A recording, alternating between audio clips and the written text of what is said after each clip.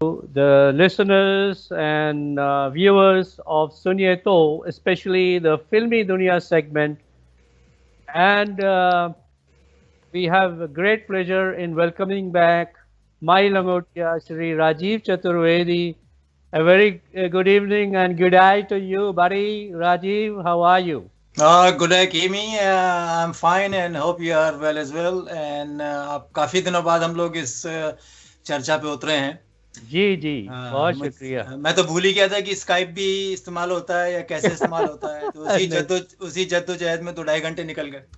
नहीं नहीं, ऐसी बात नहीं है, लेकिन ये कि आप हमेशा से जो है अ, इतने खुश सूरत हैं कि आपका सबसे बेहतरीन चेहरा ही जनता को पसंद रहता है। और हम ऐसे कैसे छोड़ देंगे आपको कि आप जो है बदहवासे उसके ऊपर आ जाए। और वैसे तो आप बदहवास रहते नहीं है कभी। नहीं नहीं नहीं, तो मैं बड़ा मुझे बड़ा अच्छा लग रहा है कि आपने खुश सूरत कहा। अगर कुछ और कहा होता तो मुझे शक हो जाता।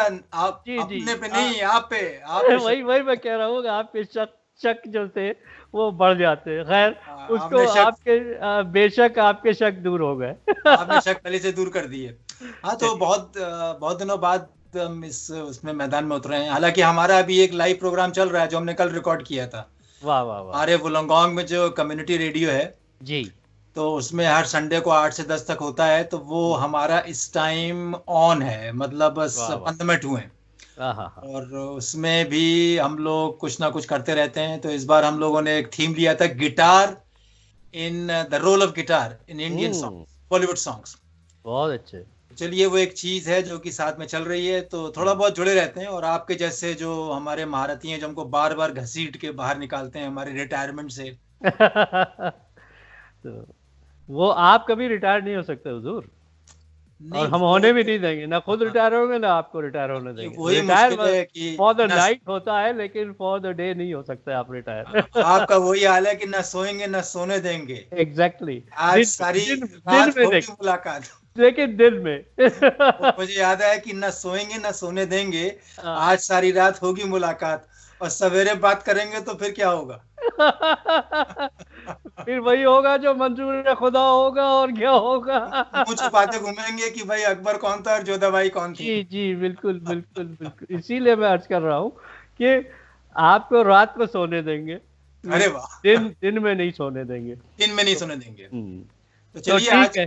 हाँ, हाँ, आज आप शुरू। आपने एक बड़ा अच्छा मुद्दा, हम लोग जब इसके बारे में बात कर रहे थे कि फिल्मी दुनिया से आपकी जो वाबस्तगी रहती है, आपका जो संबंध घनिष्ठ मित्रता है उसके पूरे जी माहौल से, जी और घनिष्ठ ज्ञान भी है आपका माशाल्लाह। तो जी उसके ऊपर आपने सजेस्ट किया है, आपने सुझाव दिया है कि हम लोग कुछ म्यूज़िक अरेंजर्स की बात करें। तो अगर आप जी हाँ। हमारे अंग्रेज़ी सुनने देखने वालों के लिए मैं सवाल पूछूं तो उसका उसी हिसाब से अंग्रेज़ी हिंदी में जवाब दीजिएगा तो करम होगा। So ji ji let me ask you a question. What is the importance of music arrangers? First, let us know what is a music arranger, and then what is their importance in Bollywood film music and songs. And that I believe were pre 1990s, those people who had a significant role. So, can you elaborate on those things? What is an arranger, and जरूर how जरूर। did they operate? Hmm. देखिए, फिल्मी दुनिया से मेरी मित्रता तो नहीं है, Hmm. लेकिन थोड़ा बहुत ज्ञान है। वो ज्ञान मुझे अपने ब्रदर की वजह से मिला है, जो हमेशा उनको मैं उन्हीं को एक्नॉलेज करता हूँ, क्योंकि सही बात है। वो फिल्म लाइंस में हैं और थे। अभी 50 साल के बाद रिटायर हुए हैं। जी और उनकी वजह से मेरा शौक फिल्मों की तरफ थोड़ा रुझान और झुकाव भी था। जी। तो आपने जो बात पूछी है अरेंजर्स के बारे में, मैं हमेशा से I always been very very sentimental, Intrigue. I would say. Yeah, intrigue and sentimental about the role and the contribution of people that work behind the scenes. हम लोग Hmm. जो देखते हैं Hmm. और उसके पीछे हम लोग तो देख लेते हैं पर्दे पे, साहब सलमान खान, शाहरुख खान, अक्षय कुमार, Hmm. देवानंद, राज कपूर, ये सब जो हैं जी जी। बेहतरीन बेहतरीन एक्टिंग कर रहे हैं, Hmm. बेहतरीन गाने गा रहे हैं, बढ़िया बढ़िया लिरिक्स हैं, बढ़िया बढ़िया उनकी मेलोडीज हैं। लेकिन उन गानों के पीछे क्या लोगों किन किन लोगों ने क्या क्या काम किया है, जी, मेहनतें किसकी रही हैं। मेहनतें किसकी रही हैं, तो आपने पर्दे पे उसको अदा कर दिया है, तो वो काफी नहीं है। तो मैं हमेशा से इस बात का कायल रहा हूँ कि ऐसे लोगों के बारे में हम्म, भी हम लोग बताएं या जाने। And सही। we should know the contribution of people who are behind. And I mean, I tell you from hmm, my experience and what I have seen in the film industry, hmm, that there's a lot which goes behind the scenes. A hmm, lot which goes behind the scenes, right from the light boy who is sitting at the top corner hmm, of hmm, the set, हम्म, बेचारा light लेके बैठा हुआ है, हम्म, और उससे लेकर और जो हमारा जो हीरो है जो कैमरे के सामने अदा कर रहा है जी, किसी सीन को या किसी गाने को, सही। तो बहुत एक अहम किरदार है हर शख्स का हम्म, उस सीन को क्रिएट करने में और उस मूवी को क्रिएट करने में। हम्म, अब बात आती है म्यूजिक की। तो जी, म्यूजिक जैसे कि हम लोग जानते हैं कि एक हिंदुस्तानी फिल्मों का एक अहम हिस्सा रहा है। ये अटूट अंग बहुत है भाई।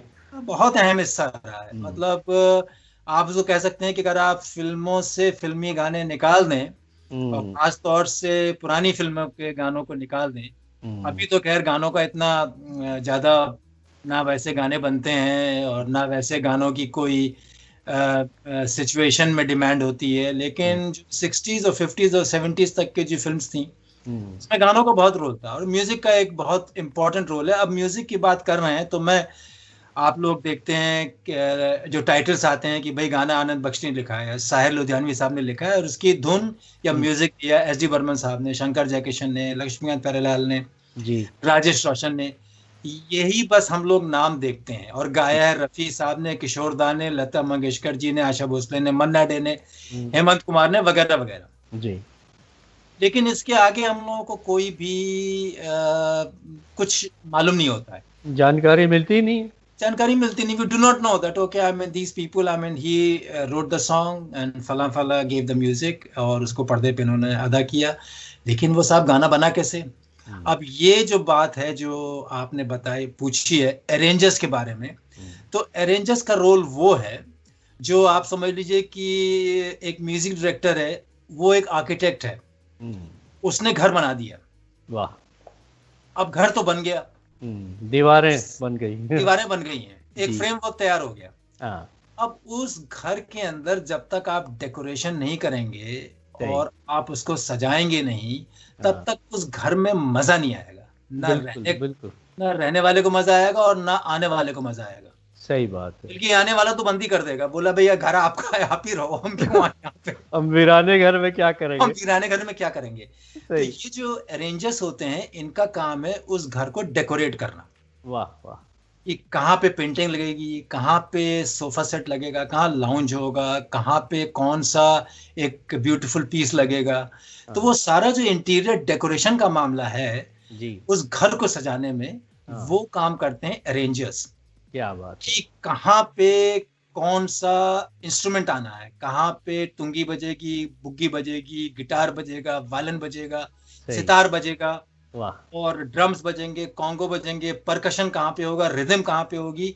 हाँ, तो हाँ, ये नोटेशन जो होते हैं हम्म, गानों के बीच में, गानों के पहले जिसको बोलते हैं प्रिल्यूड, हम्म, अंतरे में, और उसके बाद बहुत से म्यूजिक डायरेक्टर्स ऐसे थे जो हर गाने का एक प्रिल्यूड बना के चलते थे, एक उसका इंट्रोडक्शन होता था। तो साइज आ ये जाता था। बिल्कुल ये सारा जो इंट्रोडक्शन है और जो नोटेशन है, हाँ, वही जैसे मैंने कहा ना कि कौन सी पेंटिंग कहाँ लगेगी घर के अंदर, हम्म, और वो उसको उस दीवार से सूट करेगी कि नहीं सूट करेगी। तो हम्म, ये आप समझ लीजिए कि ये दीवारें सिचुएशंस हैं, हम्म, ये जो पेंटिंग्स और जो और आर्टिफैक्ट्स लगाए जा रहे हैं इंटीरियर डेकोरेटर के द्वारा, हम्म, these are the gems which make a house a house, सही। a तो house a home। अगर, माफ कीजिएगा आपकी बात काट रहे हैं, लेकिन ये आप कि अगर मैं इसको आईटी की जबान में कहूँ कि एक प्रोग्राम्ड कोड जो लिखी जाती थी जी जी जी और वही, उसको उसको क्रिएट करना, जी वो लोग, वो अरेंजर्स होते थे म्यूजिक इंडस्ट्री के, जी कि हाँ वो बिल्कुल, प्रोग्राम कोड लिखते थे कि जी हाँ, कि ये अब किस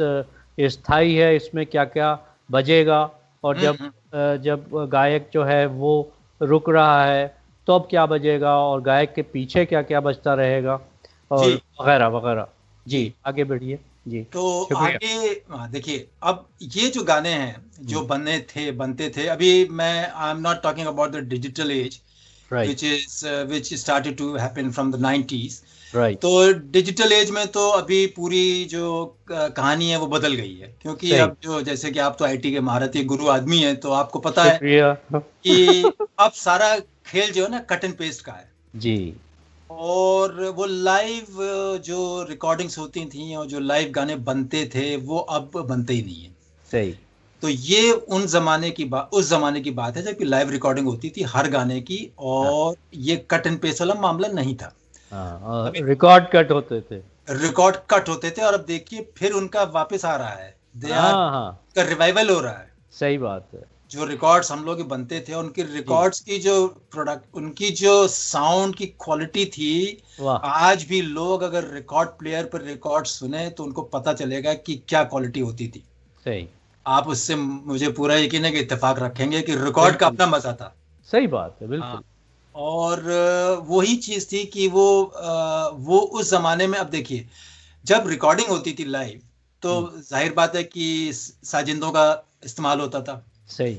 अब वो कोई किसी इंस्ट्रूमेंट में माहिर है, कोई किसी इंस्ट्रूमेंट में माहिर है, तो ये जो ऑर्केस्ट्राइजेशन होता था फिल्मी गानों का, इस ऑर्केस्ट्राइजेशन में एक खास तबके का बहुत बड़ा रोल है।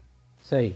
और वो इतना बड़ा रोल है कि उसके बगैर 50, 60, 70s के गाने बन ही नहीं सकते थे। इवन 80s तक भी। हाँ, मतलब वो गाने सब बेमानी हो जाते अगर ये ऑर्केस्ट्राइजेशन ना होता। जी। अब मजे की बात ये है कि ये पूरा ऑर्केस्ट्राइजेशन जो था वो गोवंस करते थे। वाह, क्या बात है जी। अरे वाह। मतलब गोवा के लोगों का रोल इतना बड़ा है हमारे फिल्मी गानों को सजाने में, कि अगर आप इन गानों से इन गोवंस प्लेयर्स को निकाल दीजिए तो वो आप गाना, आप मतलब यू कैनॉट इवन इमेजिन कि ये गाना ऐसा बन सकता था। वाह। तो और इनका जो कंट्रीब्यूशन है ये अर्ली 1900 से है। वाह वाह वाह। और क्योंकि ये लोग मेन एक्सपोनेंट्स थे जैज के और वेस्टर्न म्यूजिक के इंडिया में। हाँ हाँ हाँ। पोर्चुगीज इन्फ्लुएंस था, और मतलब ये सारी धुने क्या, ये इनको सारा एक जो ज्ञान था ऑर्केस्ट्राइजेशन का और वेस्टर्न म्यूजिक का, तो वो इन्होंने पूरा बॉलीवुड के म्यूजिक को दिया। और जैसे कि मैंने कहा कि 80s तक तो था, और पुराने जमाने के आप किसी भी म्यूजिक डायरेक्टर को ले लीजिए, चाहे वो ओपी नैयर हो, सी रामचंद्र हो, शंकर जयकिशन, लक्ष्मीकांत बेहरा, एस.डी. बर्मन, आर.डी. बर्मन, कल्याण जानन जी, इन सारे म्यूजिक डायरेक्टर्स के साथ ये गोवंस, अरेंजर्स और कंडक्टर्स जुड़े हुए थे। क्या बात है, क्या बात है। Okay, we stop here for the first part of this full series. Thank you. We'll come back to you in a short while. Short while, yes.